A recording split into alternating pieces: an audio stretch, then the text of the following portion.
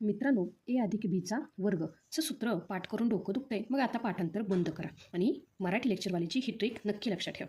विद्यार्थी मित्रांनो, बघा आपल्याकडे काय आहे रे, हा मोठा चौरस आहे आणि ह्या चौरसाची बाजू काय आहे रे, ए अधिक बी. मी काय म्हणलं, हा जो काही मोठा चौरस आहे ह्या चौरसाची बाजू काय आहे रे, ए अधिक बी. तर विद्यार्थी मित्रांनो, आता हा जो काही मोठा चौरस आहे ह्याचे मी 4 तुकडे केले.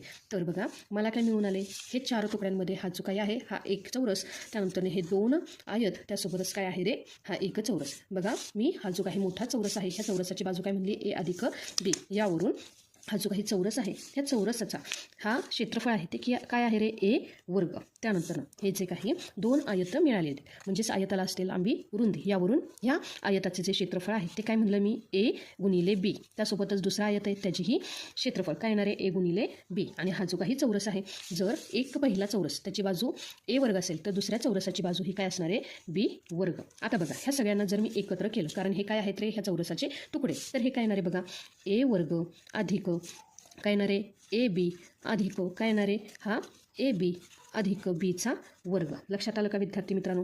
तर हे जे काही सूत्र आहे काय आहे बघा, ए अधिक बीचा वर्ग बरोबर काय येणार आहे, ए वर्ग अधिक ए बी अधिक ए बी म्हणजेच काय येणार आहे, 2 ए बी अधिक बीचा वर्ग. लक्षात आलं का विद्यार्थी मित्रांनो? आहे की नाही सोपं? गणिताच्या अशाच गमती जमतीसाठी तुमच्या मराठी लेक्चरवालीला आत्ताच सबस्क्राईब करा. व्हिडिओ आवडला असेल तर लाईक नक्की करा.